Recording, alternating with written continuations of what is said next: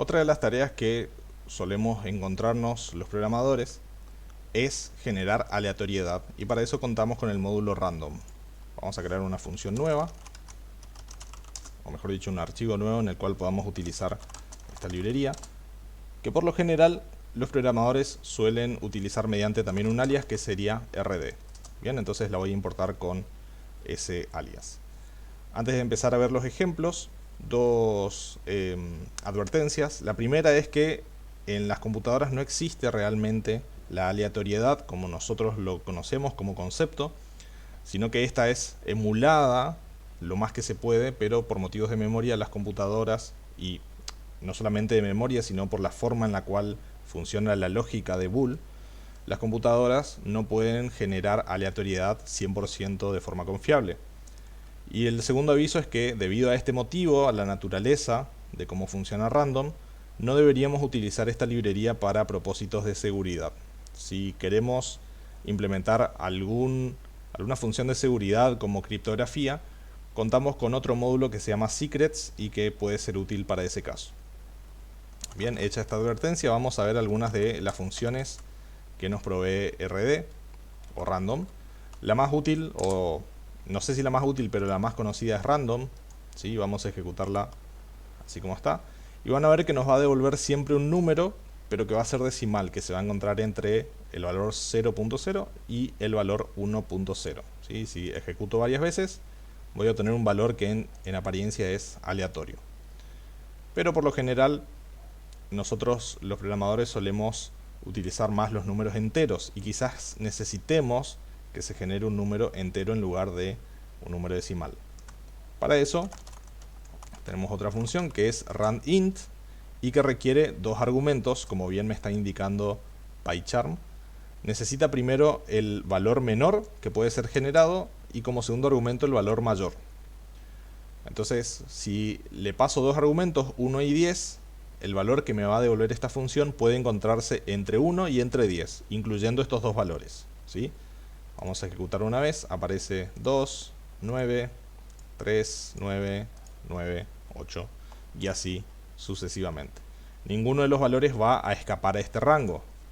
Si incremento cualquiera de ellos dos, entonces ahora se incrementa el rango de posibles valores, ahí justamente me devuelve 100, ¿sí? Que es el valor límite, pero nuevamente no va a sobrepasar ninguno de esos dos valores. Bien, esas son algunas de las funciones más útiles, random y randint.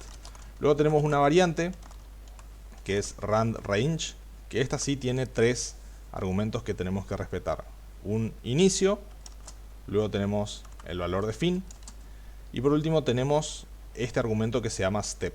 Voy a agregar dos, vamos a ver qué ocurre y después vemos de explicar el resultado de esta función. Bien, tenemos 3, fíjense el siguiente valor: 5, 5, 3, 3, 1, 5. No sé si notan algo, pero todos los valores que estoy recibiendo como resultado de la función son números impares. Ahí obtuve 9, por ejemplo. Entonces, esta función randrange me va a devolver un valor aleatorio dentro de este rango, pero utilizando este valor, ¿sí? Este valor me dice de que solamente puedo devolver de 2 en 2 los valores. Es decir, solamente puedo devolver 1, o más 2, 3, o más 2, 5, o más 2, 7, o más 2, 9. Y el 10 ya no podría devolver porque si al 9 le hago un más 2, tendría 11, pero no 10. Entonces siempre me va a devolver números que son impares. Puedo modificar esto para trabajar con pares si empiezo desde el 2. ¿Sí? Este valor, el segundo, está atado justamente al primero, porque siempre le va a sumar, ¿sí?, 2 a el primer valor. Entonces ahora voy a obtener solamente valores pares, ¿sí? 8, 4, 4, 8. Bien, puede ser útil en el caso de que justamente necesitemos una secuencia o un rango que sean números pares, números impares, o incluso necesitemos valores aleatorios de una tabla. Bien, simplemente incrementamos el valor de ese último argumento. Entonces estas tres son las funciones quizás más comunes que podemos encontrarnos. Luego tenemos otras que trabajan específicamente con otros valores. Y una de ellas, por ejemplo, es la función choice, que me permite obtener un valor aleatorio de una secuencia o de una estructura de datos. Vamos a tomarnos la facultad de copiar esta estructura que habíamos definido en la clase de statistics. Vamos a copiar, vamos a pegarla aquí como nuestra estructura de datos y vamos a usar la función choice. Bien, vamos a pasar datos como argumento, ejecutamos, ¿sí? Y en este caso no obtuvimos ningún valor. Vamos a probar a ejecutar una vez más, ¿sí? Aparentemente no nos está leyendo esta estructura. Vamos a ver. O sí, sí, solamente que nos está... Ah, sí, perdón, nos está devolviendo un número, ¿sí? Porque esta estructura justamente está compuesta por números. Bien, 3, 3, 10, 8 y así sucesivamente. Bien, quizás podría haber hecho una aclaración aquí. Estamos trabajando con choice y vamos a ver los valores. Ups, esto lo voy a... perdón. Ahora vamos a ver qué alternativa nos da. Vamos a utilizar en este caso entonces una función f con formato. Vamos a utilizar aquí f y concatenamos entonces. Ahí está, perfecto. Bien, entonces tenemos el resultado de nuestra función choice, ¿sí? Que nos permite justamente obtener un valor aleatorio de una secuencia. Bien. Y así tenemos otras funciones que pueden ser accesorias y nos permiten trabajar con otros tipos de valores. Vamos a ver una más de ellas, ¿sí? Supongamos que cambiamos un poco los valores que tenemos aquí. En vez de trabajar con números, vamos a trabajar con nombres, ¿sí? Juan, Pedro, Lara y Analía. Bien.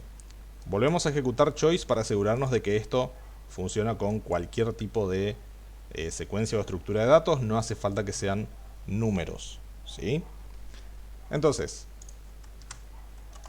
vamos a probar una función más, que es la función shuffle. Bien, y vamos a interpolar aquí rd, shuffle,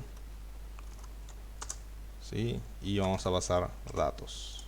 Bien. Ejecutamos una vez.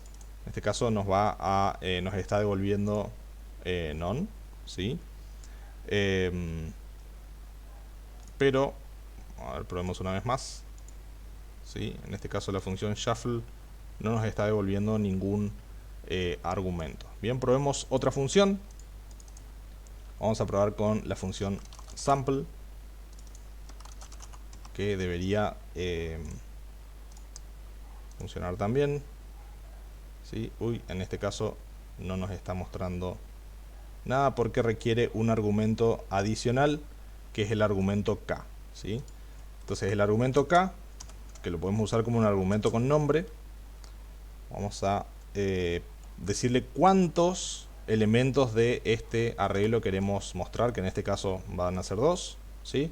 Y obtiene solamente 2. Sample, que sería muestreo o muestra de estos datos, nos permite devolver 2 datos de forma aleatoria, ¿sí? Pedro Analía, si ejecuto una vez más, tenemos Analía Juan, Pedro Lara, Juan Lara. Bien. Entonces estos tipos de funciones nos pueden permitir a nosotros obtener valores aleatorios de una secuencia o una estructura de datos en los casos en los cuales lo necesitemos.